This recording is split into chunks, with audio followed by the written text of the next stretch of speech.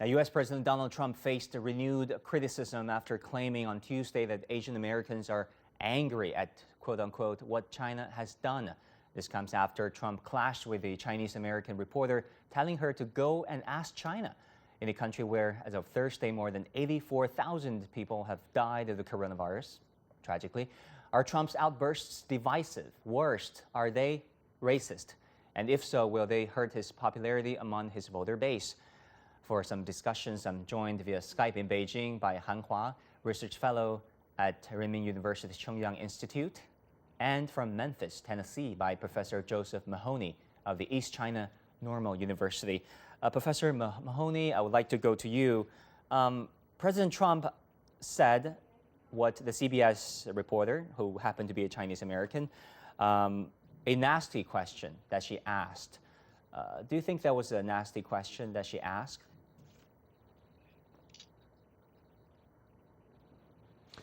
I don't think it was a nasty question, but the fact of the matter is Trump doesn't like any questions that, undermine this performance that he tries to create during these press conferences in lieu of holding campaign rallies. I think the real issue is, although it's something that is clearly racist, and he has a long history of being clearly racist. In fact, as others have commented, he also has, much more dramatically, one might argue, a sexist streak in his behavior and how he deals frequently with women in his personal life as well as in his professional life. So I think in this case, we have to be very wary that while many people in the United States might not see this particular example as being racist, Asian Americans and especially Chinese Americans would, and it does fit a broader pattern of racism as well as, because she is a woman, sexism, but also just xenophobia. Right. I want to remind our viewers who are not so familiar with this episode. Basically, Wei Jiazheng, Chinese American reporter with CBS, asked President Trump why he treats the pandemic as if it's a global competition where every day Americans are losing their lives and there are more cases of infection. Trump said, really, she should ask this question to China and called this question nasty. Ms. Han, what do you make of all this? Why was President Trump so offended by the question? Because of Trump's incapability and incompetence of being the leader of this fight against the coronavirus in America, in the wake of 80,000 lives were already deprived from this coronavirus, the COVID-19. I actually think, because I used to be a journalist, so I actually see Wei Jia was asking a very logic and domestic question and raised the real concerns on behalf of the media. And through the media, through the mainstream media in particular, the ordinary Americans should know the truth and facts better.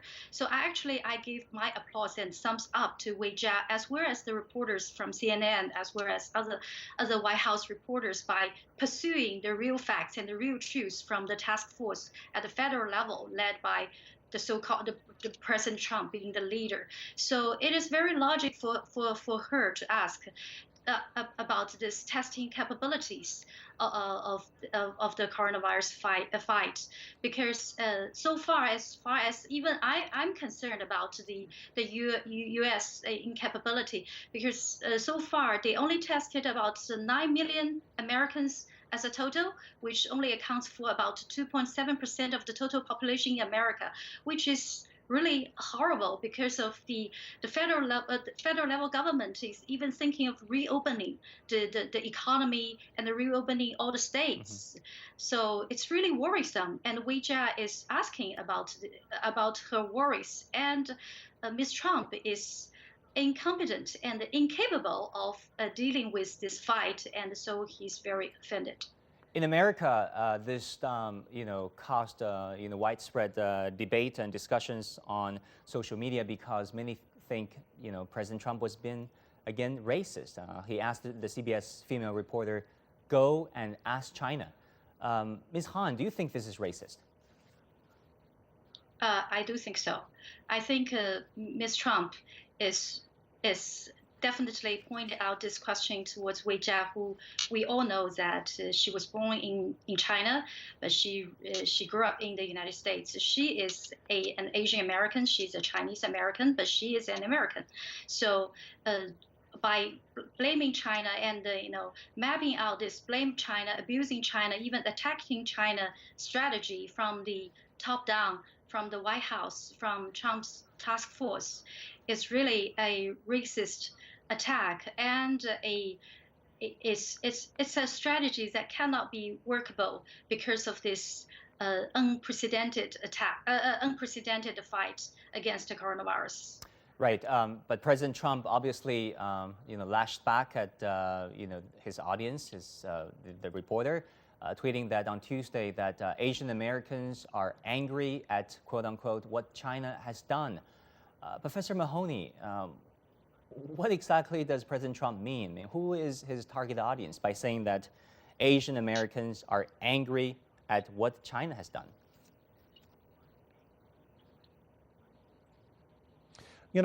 Trump is famous for making very ambiguous statements that don't necessarily have any grounding in fact. The bottom line is there are people who have different political stripes and different political loyalties. There are Asian Americans in China who identify more closely with, let's say, a Taiwan version of events, or a South Korean version of events. And sometimes these versions of events run contrary to Beijing's version. So it's not too terribly difficult to find Asian Americans who have contrary opinions to what's happening in Beijing or what Chinese people broadly think. But I don't think that you find any study that has revealed broad-based Asian American anger towards China.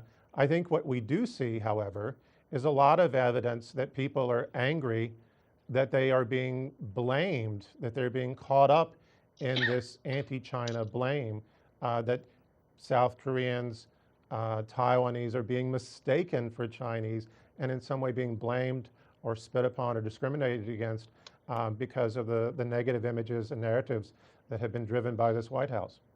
Right, talking about race relations, Eugene Gu, who has been on our show before and helping people get tested for COVID-19, recently said on Twitter that what President Trump said is disgustingly racist and unbecoming of the President of the United States. He goes on to say that Trump has a long history of racism, including denying housing to African Americans is truly racist to the core. Professor Mahoney, as an American, as a U.S. citizen, do you think Trump represented what America stands for in terms of race relations? There was an article several years ago that made a very neat comparison. It said the problem of race in the United States is comparable to the problem of class in the UK. And if anyone who's had the experience of being in the UK, class is kind of omnipresent as a tension, as an issue. And race, for a lot of people, is that way in the United States. The issue is that we have, I think, a substantial portion of our population that is unabashedly racist. Whether they recognize it or not, whether or not they take responsibility for it, it's unequivocally the case. And then we have a lot of people in the middle who are incidentally racist or racializing. And then we have a number of people who are incredibly sensitive to it and are constantly pointing it out. So I would argue, and I know that this would draw flack from some quarters of the United States, that among Trump's 44% base, which supports him no matter what, there's a large amount of racism in that population. And I think he has, I don't know that he's necessarily in his heart of hearts a racist. I believe he's categorically a sexist. But I think he's very adept, as some other politicians in American history. I can think of George Wallace in Alabama, for example. Mm-hmm. He's very adept at exploiting that, whether it's attacking judges who are of Mexican descent and claiming that it's a Mexican opposing him, or saying what he did to this Asian American reporter. He's or in the wake of Charlottesville, where he kind of flirted with the alt-right and the white supremacist groups. Right, Ms. Han. He's almost in some respects a garden variety racist. Yeah. Right. Sorry, I want to shift gears a little bit and talk about America's attitudes towards China, because many believe this has something to do with racism. Pew Research showed that 66% of Americans now have a negative perception of China. Ms. Han, to what extent do you think this has something to do with Trump's anti-China narrative that he has been pushing for in the past 4 years?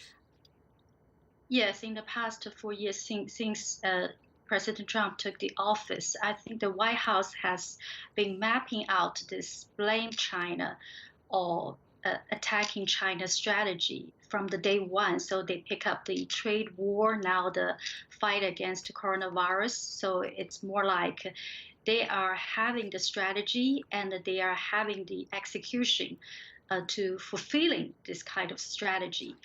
But being back to the poll opinion from the ordinary Americans, of course, the standards may vary, but it's certainly unpleasant to know about there are so many ordinary Americans are now having some negative opinions towards China or towards Chinese. I think this is highly relevant towards Trump's narrative in the past years, attacking or blaming China from the trade war now, depriving Americans from the jobs, from the employment opportunities, now in the fight against coronavirus.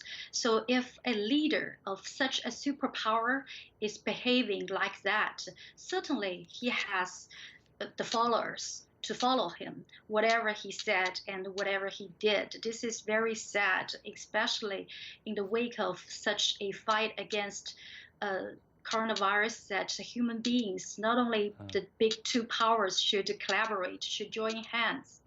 So, but I think towards the younger generation polled by the Pew Research, they are still having some positive opinions towards Chinese. This is the silver lining, if I can call it. Right. Especially among the younger Americans, those under 30, nearly half of them have positive perceptions of China.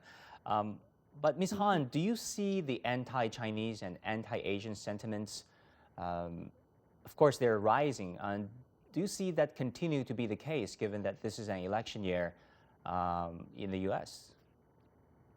Yeah, I hate to say that, but I can see the trend, because first it is the anger towards what President Trump said towards the Asian American reporters, then ask China blame, and then maybe the upset or the fury can be raised among ordinary Americans. Then there might be creating an even deeper gap between Asian Americans and other racist Americans.